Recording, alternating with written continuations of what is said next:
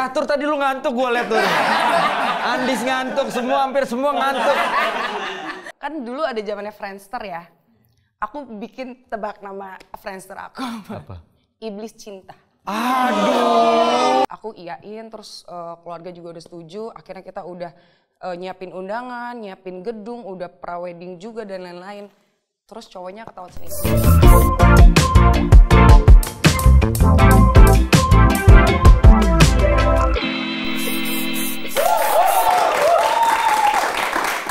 Assalamualaikum warahmatullahi wabarakatuh. Keponakan ketemu lagi dengan Omen. Episode kali ini spesial sekali lah. Gue kedatangan seseorang yang bisa dibilang kita beberapa kali ketemu tapi nggak pernah ngobrol. Terus gue juga ya mungkin baru tahu sedikit tentang sosok yang ada di sebelah kiri gue ini. Dan gue pengen tahu lebih banyak tentang dia. Kita sambut Erika Carlina.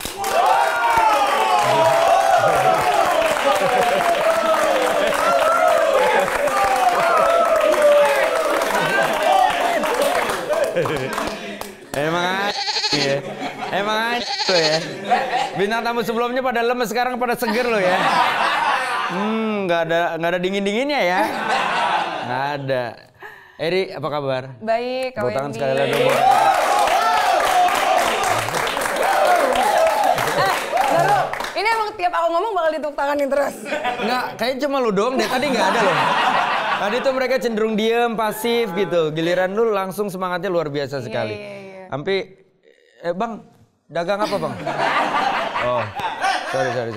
Ini Erika Carlina. Gue panggil lu apa? Erika aja lah ya. Eri boleh, Erika boleh. Ya, terkenal dengan Queen of Senoparty. Udah pernah party di Senoparty? Habis ini kita party di sana. Kayak tahu ya. Karena waktu itu udah diundang ke Senoparty. Belum 2 kali Pak, belum sama yang ini. Enak aja. Jangan nyusahin lo pada ya. Kalau mau aku undang ke sana, kamu tunjukin joget kalau di Senoparty kayak gimana? Coba. Ya. Bikin malu, gua bawa Kalapapela bikin malu. Minum apa kalau boleh tahu di sana? Aduh, ini di Instagram udah populer banget, terus banyak banget series yang dibintangi. Film tuh film banyak juga udah pasti dong. Nah, menurut lo nih, kenapa sih orang kalau abis minum suka ngomong Biar dapat sensasi segernya biasanya. Okay. Kalau panas kan nggak gitu.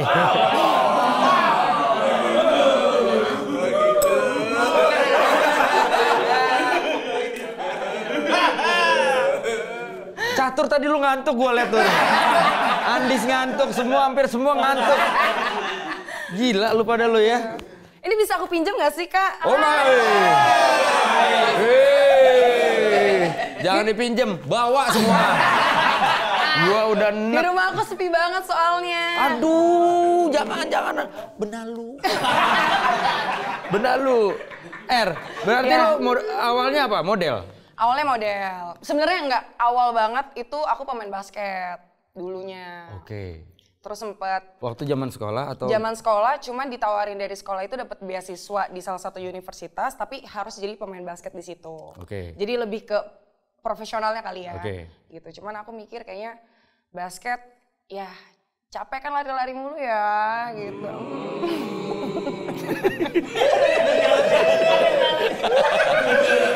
Nih sumpah, lu kalau pada deket kena nih sama sepatu gua nih. Gila lu ya. Pada responsif banget hari ini. Iya jadi. Kalau berasa capek, maksudnya apa ya? Lu ngerasa bahwa kayaknya ini bukan dunia gua. Atau memang sebenarnya lu suka cinta sama basket tapi masih pengen mengeksplor kali ya. Okay. Jadi waktu kecil kan memang difokusin sama papi aku basket. Cuman mami tuh juga kayak acting, nyanyi segala macam. Mungkin lebih kayak udah cukup waktu sekolahnya untuk bermain basket. Lulusnya pengen nyobain yang lain. Salah satunya modeling. Nah modeling pun aku ikut pendidikan dulu di Bandung. Itu ya lumayan lama. Aku di Bandung sekitar 3-4 tahun. Lalu tinggalnya memang sebenarnya? Pindah-pindah. Jadi aku lahir di Cilacap. Dan Oh lu lahir di Cilacap? di Cilacap, lahir tapi cuma 3 bulan di Cilacapnya, pindah ke Indramayu. Indramayu 6 tahun, abis itu pindah ke Cirebon, Cirebon 6 tahun, terus ke Bandung, Bandung 4 tahun, abis itu baru Jakarta. Bokap masinis? Bukan. Ya siapa tahu kan. Jangan berhenti di stasiun ini, turun dulu 6 tahun, habis itu baru naik lagi. Tapi biasanya kalau misalnya aku lagi ngasih tahu kota-kotanya emang pasti menuju papa kerjanya apa, tapi nggak ada yang nebak masinis Kak. Ya, oh sorry ya. Sorry. Kalau ngomongin pertambangan kan kayak di daerah itu emang nggak ada pertambangan ya. Iya. Apa bokap kerja apa sih? Kilang, Pertamina. Lah bener.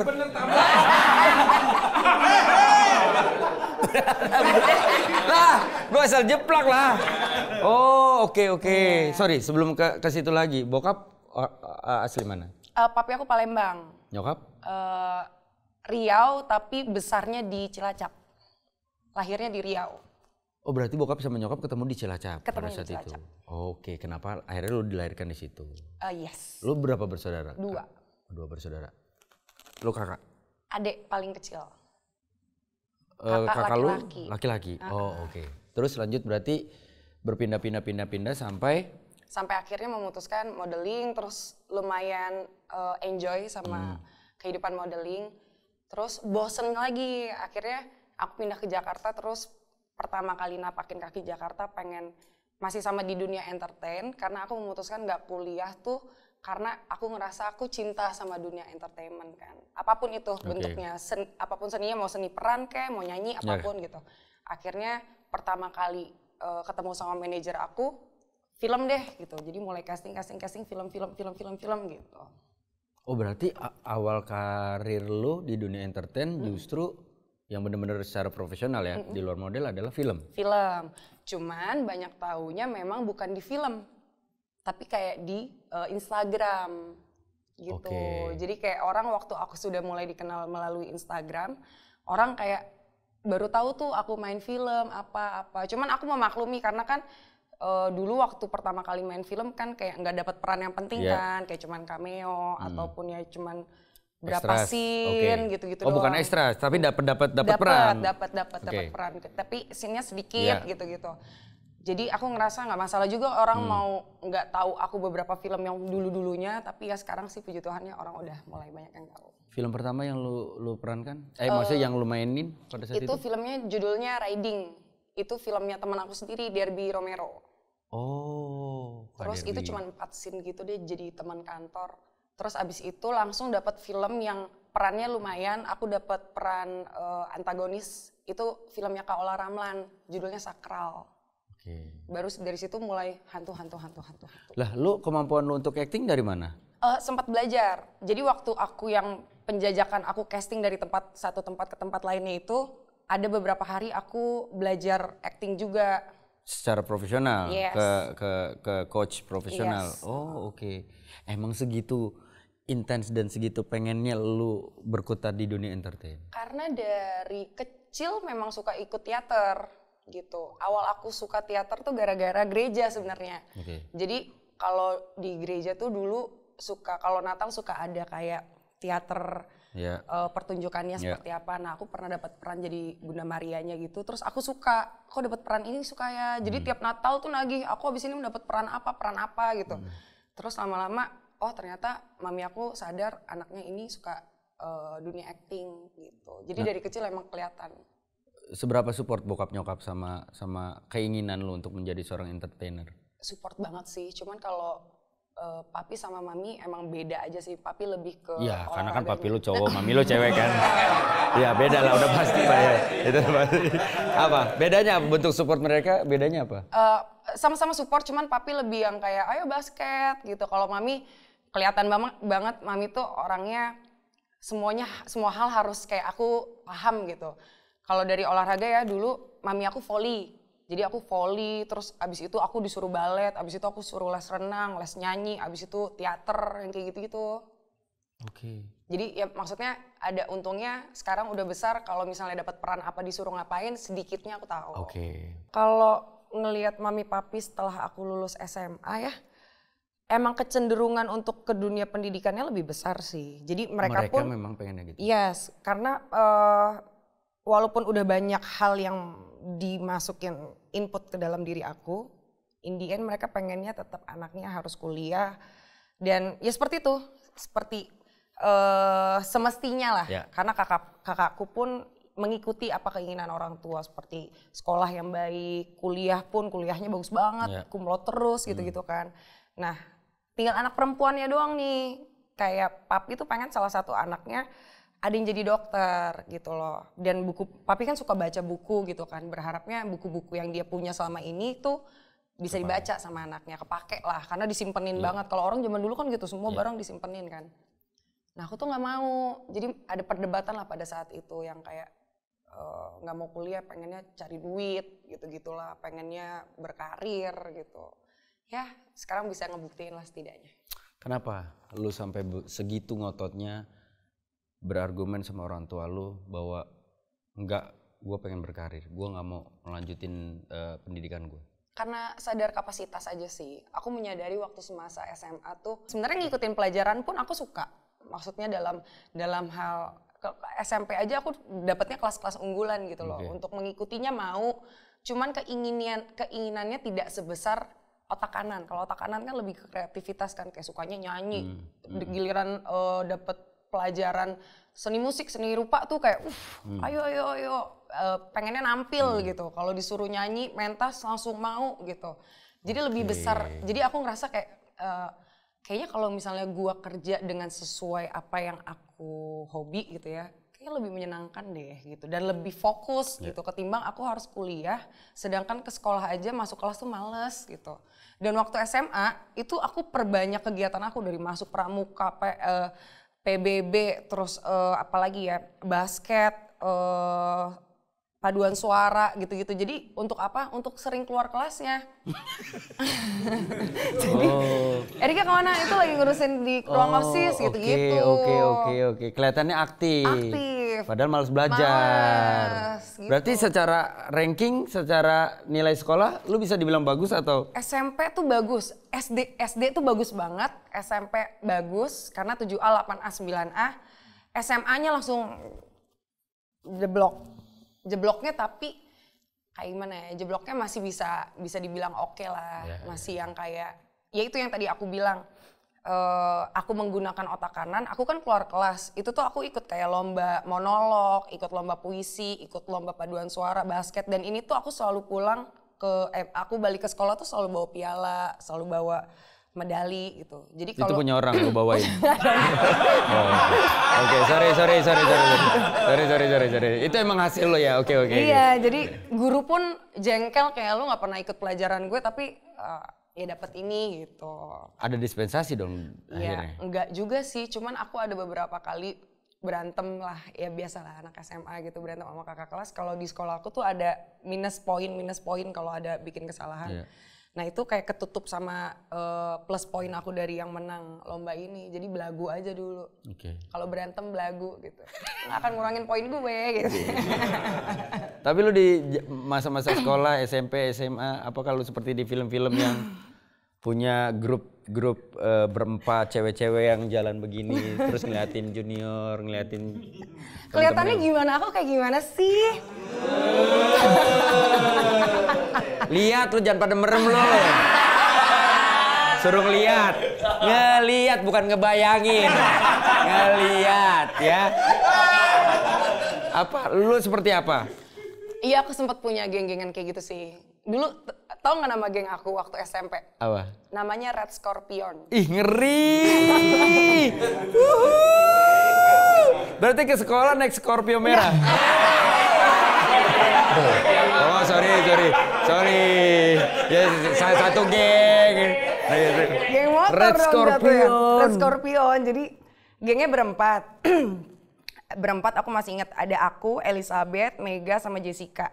Ini empat orang ini tuh rambutnya harus panjang ya. Kalau mau masuk geng aku rambutnya harus panjang. Oke. Orang bukan babi. Terus aksesorisnya harus ada merahnya. Jadi dulu aku pakai jaketnya jaket merah gitu. Terus teman aku ada yang pakai jepit merah, terus pakai apa merah, pokoknya ada merahnya gitu. Jadi kalau jalan Itu beneran. Semua merah. Ya Allah. Siapa sih foundernya? Lo? Enggak Elizabeth ada orangnya. Yang punya ide merah-merah siapa? Aku. Karena aku suka warna merah. Oke. Gitu. Jadi dulu kalau ada bel istirahat gitu ya, gitu. Jalan ke geng tuh, pokoknya jalan harus ininya tegap gini, terus jalan harus pokoknya ngelewatin kelas-kelas gitu kan, gue rasanya kayak keren banget deh ke kantin kayak wah. Oke, waktu itu keren. Sekarang lu gimana waktu nginget? Geli.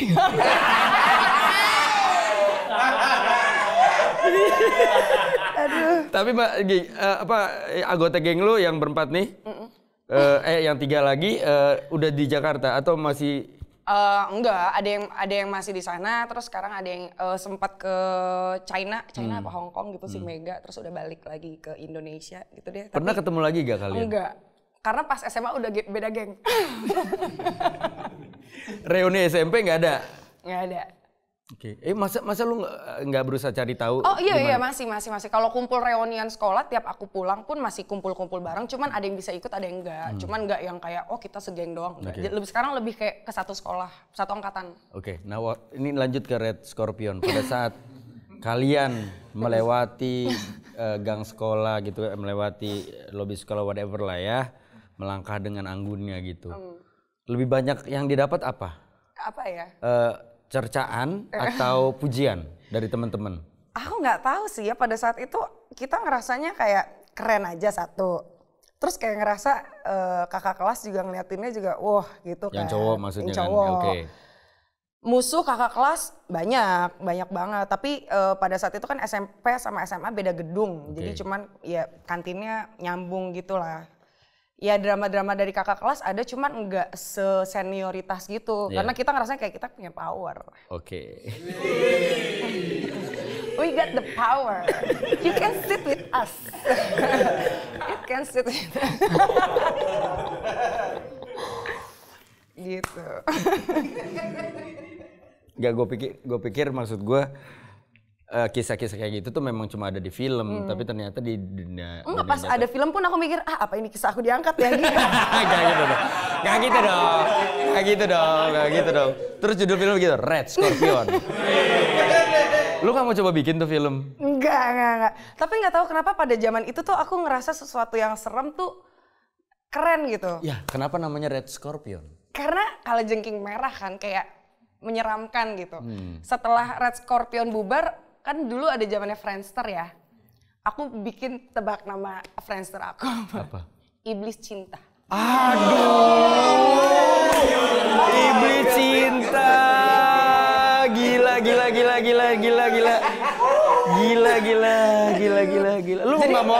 Lu nggak mau buka jasa ini pembuatan nama-nama perusahaan nggak? Iblis Cinta, Red Scorpion ya. Jadi kalau orang masuk ke home-nya Friendster aku, itu ada gambar tengkorak tapi warnanya pink. Aduh, gitu. Oke. Adalah masa lalu. Kenapa kepikiran ada Iblis Cinta?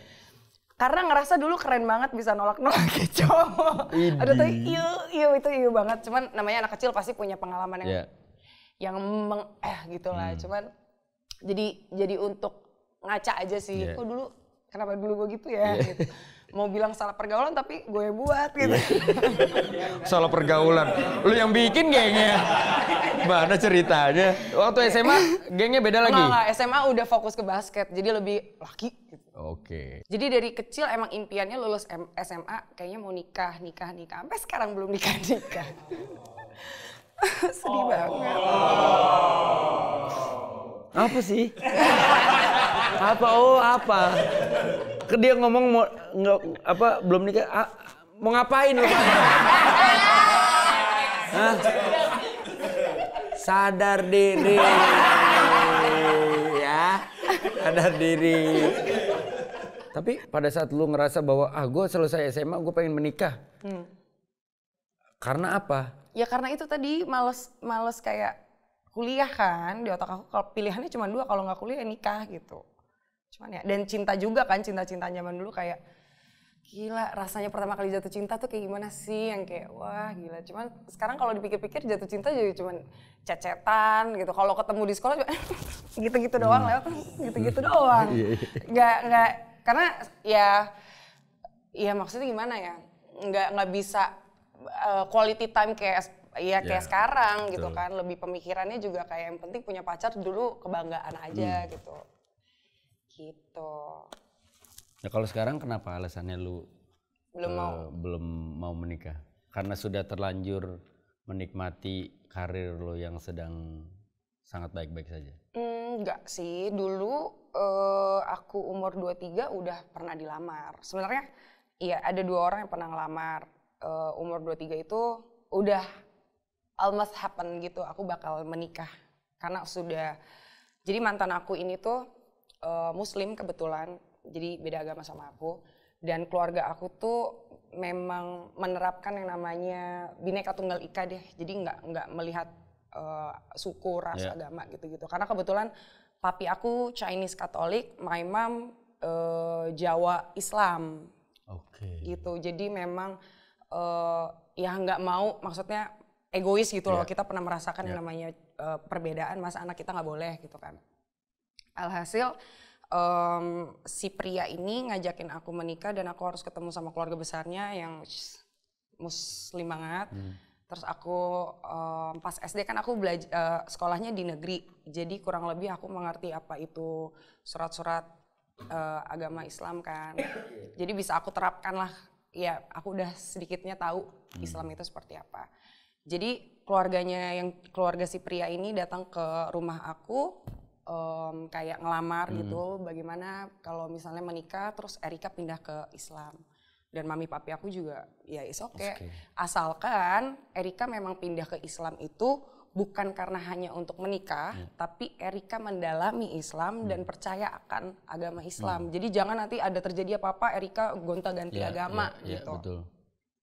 Itu aja persyaratannya. Terus aku iyain, terus keluarga juga udah setuju. Akhirnya kita udah nyiapin undangan, nyiapin gedung, udah prawedding juga dan lain-lain. Terus cowoknya ketahuan selingkuh. Sedih. Terus kalian enggak? So parah itu. Dan itu pun aku nggak nyari tahu. Jadi pas aku lagi ada di satu tempat, ada satu cewek lah nyamperin aku gitu. Kamu Erika kan? Iya. Aduh aku ikut sedih ya, kamu putus, bukannya kalian udah prawedding ya? Aku nggak putus. Kamu nggak putus? Kemarin cowok kamu nginep di tempat aku seminggu, katanya batal merit. Jadi kayak, buat kamu yang nonton ini sih. Lihat aku sekarang.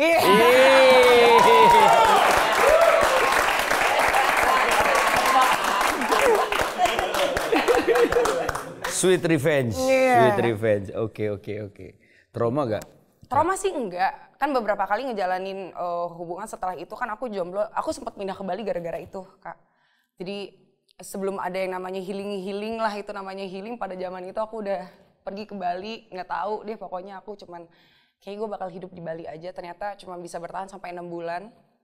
Aku balik ke Jakarta, aku ngerasa kayak ya kalau mau move on pengen nunjukin ke orang nggak selamanya harus kesedihan, kayak kalau lu bisa sukses kayaknya dia bakal nyesel deh gitu kan. Akhirnya aku mulai ya grow up deh, yuk kerja terus ngejalin hubungan. Terus kayak mulai kelihatan kayak nggak terlalu menggebu-gebunya tuh karena mungkin berkarir tuh menyenangkan ya gitu. Dan ketemu sama orang kadang ada cekcoknya dan aku ngerasa cekcoknya tuh nggak melulu karena pasangan, cuman kadang aku ngerasa sifat gue juga ada nggak bagusnya gitu loh. Kalau dipaksain kayaknya ya gimana gitu kan. Jadi lebih mematangkan dulu aja sekarang deh. Dari sekian banyak perjalanan hidup lu lah. Yes. Dengan segala lika-likunya. Kalau boleh jujur, seorang Erika Carlina tuh cita-citanya sebenarnya pengen jadi apa? Pengen yang sekarang ini sih, di dalam hati aku. Iya yang sekarang ini sih.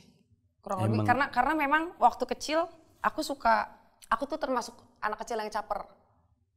Kayak suka spotlight. Jadi dari kecil kalau misalnya keluarga atau apalagi ada di gedung pertemuan ya, kalau Pertamina kan suka ada bikin acara gitu. Aku selalu naik ke atas panggung karena aku suka diliatin banyak orang.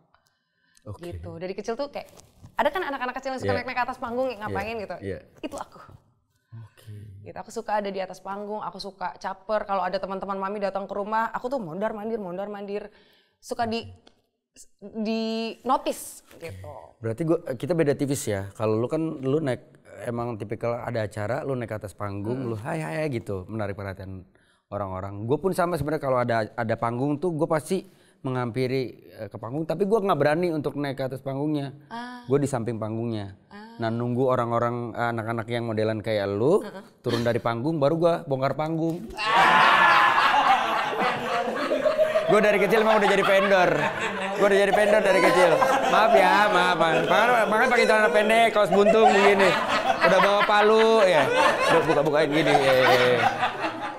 Dan lu emang seneng, artinya kan lu emang seneng tampil ya. Iya, suka. Dari kecil gitu.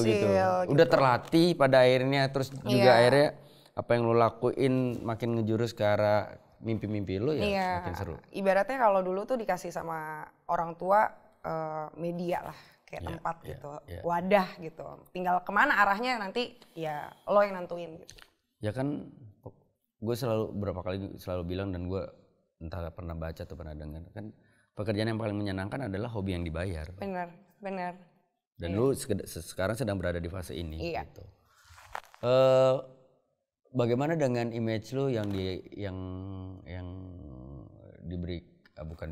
dianggap sebagai ratu party. Terus juga wanita seksi. Sebenarnya kalau brandingan itu kan kita nggak bisa maksain pengen seperti apa brandingannya ya. Memang mungkin ada beberapa yang meng-create dirinya untuk menjadikan gue seorang ini gitu.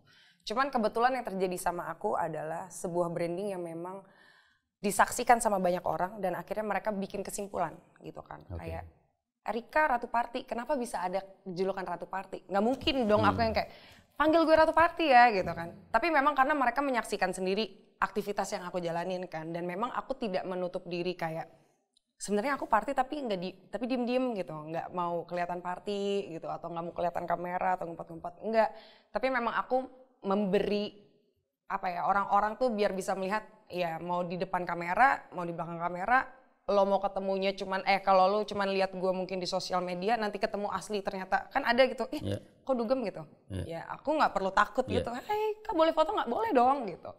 Jadi memang nggak ada masalah sih kak, dan itu bukan sesuatu yang mungkin ada banyak beberapa orang yang menafsirkan kalau ini adalah sesuatu yang negatif dan aku tidak memaksakan untuk kayak kok negatif sih gitu, nggak mau karena memang banyak orang kan punya ininya masing-masing lah ya, punya pemikirannya masing-masing. Cuman menurutku apa yang aku sukain sekarang nih kayak misalnya main sama teman-teman party misalnya gitu ya, aku nggak ngerugiin orang. Jadi aku ngerasa kayak kalau emang lu suka ngeliatin kegiatan gue ya keep going, tapi kalau misalnya nggak suka ya udah cukup jangan diliatin aja gitu. Karena gue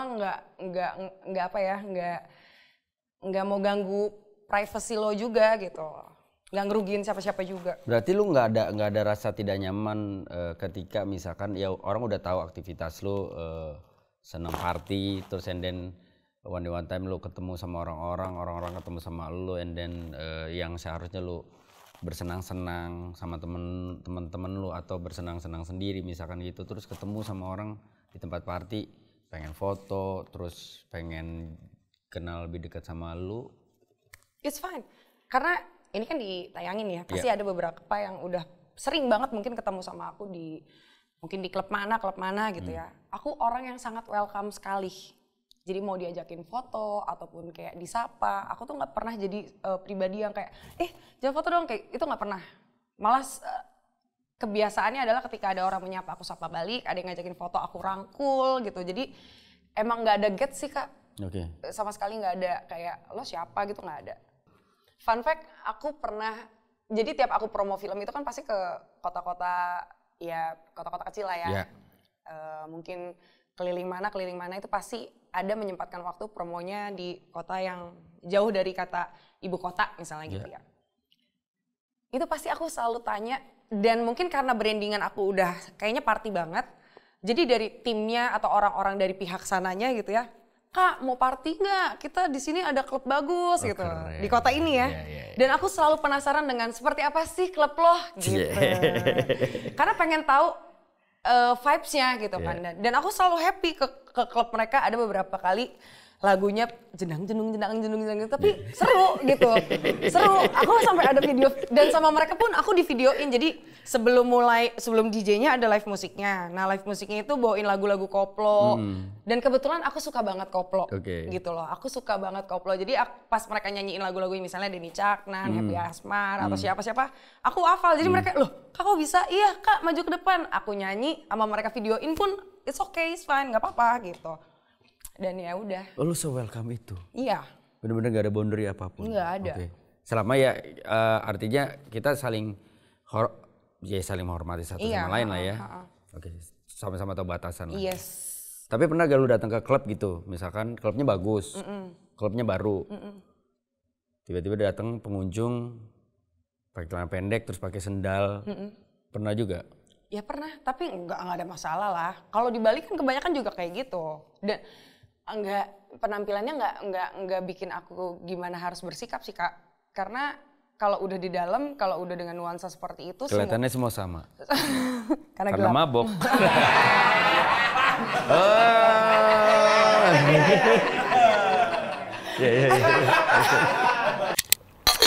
Nah, gimana? Omongannya seru kan? Tonton terus makanya. Tapi jangan lupa subscribe, like, komen, dan juga bantu share. Supaya nonton Om Wen makin banyak. Oke? Untuk nanganin haters, pasti nggak 100% orang suka sama kita. Yes. Apalagi kita ngomonginnya di media sosial ya. Kita baik aja masih ada yang ngehujat. Kita baik aja masih ada yang bilang nggak baik.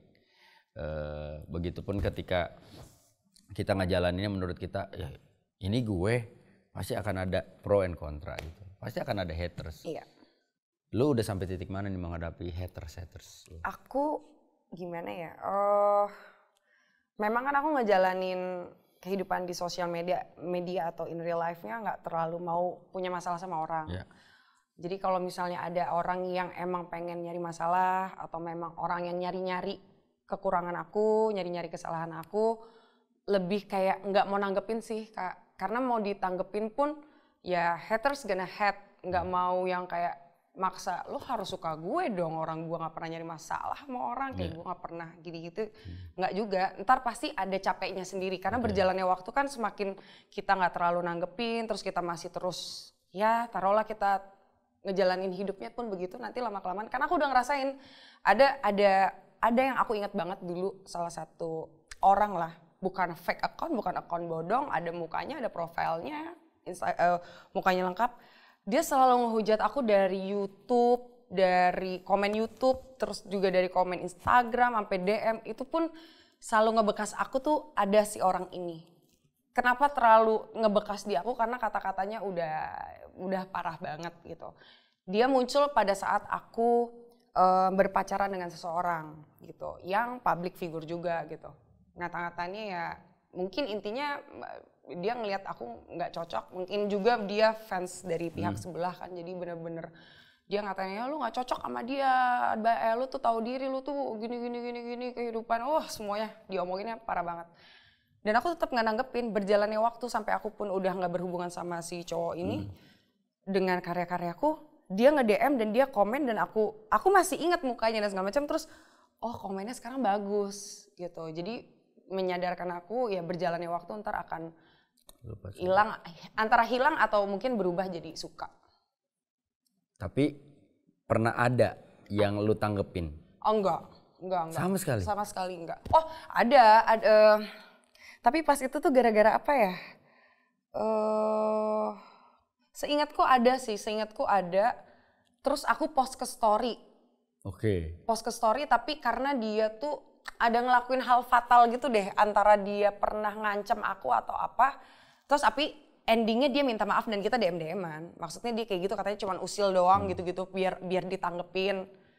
Ya, kayaknya masih kecil sih pas itu, si yang punya akun ini. Apalagi yang lu mau capai di dalam hidup lu? Banyak lah, masih banyak banget. Masih banyak mimpi yang lu pengen capai? Masih banyak mimpi. Pernikahan itu salah satu mimpi aku sih.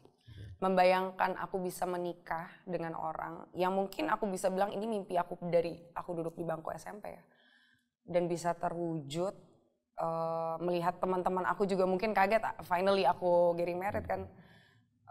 Terus juga yang paling aku ngerasa bahagianya mungkin ke mami papi sih ya. Mami papi kan umurnya udah semakin tua, papi aku udah 73. Aku nggak ngebayangin sebahagia apa mereka ngelihat anak perempuannya menikah gitu kan.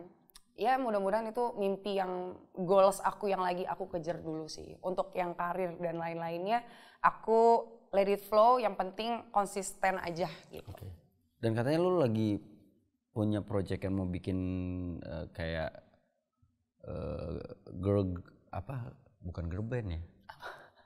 Group bukan ya? Girl band ya? Bilangnya girl band ya?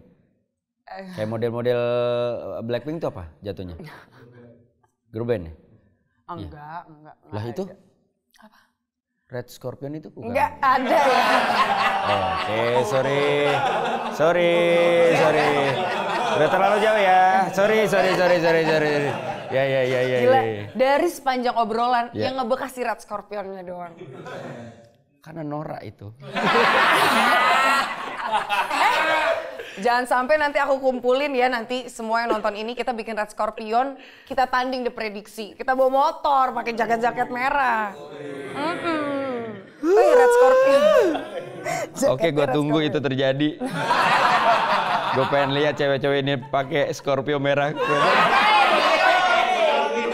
Oke, gak apa-apa jaketnya merah tapi naiknya Mio.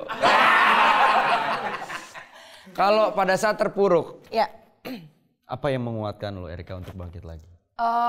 Mami papi pasti. Mami papi sama aku pernah di fase terpuruk banget. Hal yang bikin aku ngerasa aku jatuh dan terpuruk banget tuh ketika orang sekitar aku nggak ada gitu, kayak ngerasanya kok nggak ada yang bantuin gue ya, ini masalah besar banget terus tapi nggak ada satu orang pun yang mihak sama gue gitu. Dan aku tuh doa tuh ngerasa kayak kebantu, tiba-tiba kayak miracle terjadi, tiba-tiba aku tuh kayak dikasih sesuatu bikin aku jadi ke-trigger nggak mikirin masalah ini gitu, karena kayak dikasih hadiah gitu. Nah itu sih penguat aku dari dulu, dari jatuhnya kan aku Bandung Jakarta tuh hidupnya sendirian ya, jauh dari keluarga kan. Jadi emang pedoman aku antara ya bisa cerita sama orang tua sama Tuhan sih, gitu aja. Ada gak tiga hal yang orang belum banyak tahu tentang seorang Erika? Apa ya? Ada sih, banyak lah pasti kalau 3 hal. Tadi bintang tamu sebelum aku Dede ya? Dede. Dia pernah kencing di ATM ya? ATM. Aku pernah kencing di lift hotel.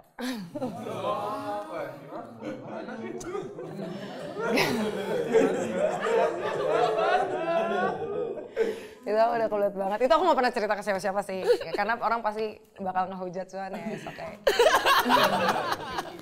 Ya enggak lah, itu kan bukan yang aneh sih.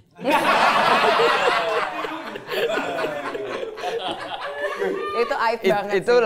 lagi tipsi. Itu lagi tipsi. Oke. Itu, aduh Banyak kenapa orang. harus ceritain ini ya? Jangan hujat aku ya tapi terserah. Jadi ceritanya lucunya adalah. Kenapa harus dihujat sih, aneh orang kan. Iya ada aja kan nyari kesalahan kan. Ya kan orang kadang nggak bisa nahan kencing gimana dong? Iya benar. Gua aja pernah berak di mobil. Emang saking nggak kuat nahan. Iya, tapi emang kekurangan aku itu nurun dari mami aku. Mami aku juga nggak bisa nahan ini, nggak bisa. Jadi kalau mami aku lu mami Nunung. Jadi sama yang dia omongin mami tuh mami Nunung. Oh iya. Tapi Ya, mirip banget tapi kan kayak memang gitu. ada orang-orang yang kayak gitu yang nggak bisa nahan. Mami aku lebih kayak gitu, kalau udah ketawa terus papi kan suka godain gitu ya. Mami diem kebelet. Jadi mungkin nurun ke aku gitu. Cuman aku versi yang masih bisa nahannya, tapi sombong. Sombong tuh kayak kencing nggak? Karena manajer aku juga tahu kalau misalnya aku punya kebiasaan nggak bisa nahan itu kan. Ya, kencing dulu biar nggak kebelet, ngompol. Enggak, nah gampang. Nah minum. Aku lagi nginep di salah satu hotel ini nih. Terus manajer aku cuma ngasih tahu peraturannya. Di kamar jangan ngerokok ya, ngepot juga nggak boleh, nanti bayar denda 10 juta. Iya oke. Aku pergi keluar, aku minum gitu-gitu ya. Pulang kebelet banget, gak tahu kenapa waktu di sana kok nggak itu ya. Maksudnya kayak pas pulang baru kebelet gitu. pas nyampe lift nih tinggi banget, lama banget, nggak kuat. Di otak aku kenapa aku pengen cuek pengen itu karena manajer aku kasih tahu peraturan cuma nggak boleh ngepot sama ngerokok di kamar. Oh berarti kencing di lift nggak masalah kan?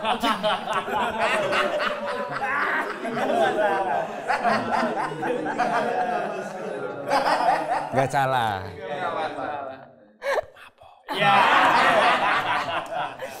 Dan itu pun pas udah kejadian jadi, aduh gitu. Ya, udah terus kebuka aku langsung lari kan, aku langsung lari. Nggak ada orang di situ? Nggak ada. Oh cuma lu sendiri? Cuman aku sendiri, jadi pas liftnya kebuka aku langsung lari, pas lari, kan cuman kan kalau kita ngompol itu kan pasti perjalanannya panjang kan, celana dulu gitu, jadi kayaknya nggak terlalu becek-becek banget gitu. Terus aku karena tahu ada CCTV, jadi aku nggak yang gitu-gitu, jadi lebih yang kayak orang tenang aja gitu. Oh posisinya berdiri? Iya berdiri. Oke. 1 itu 2. Yang kedua apa lagi ya?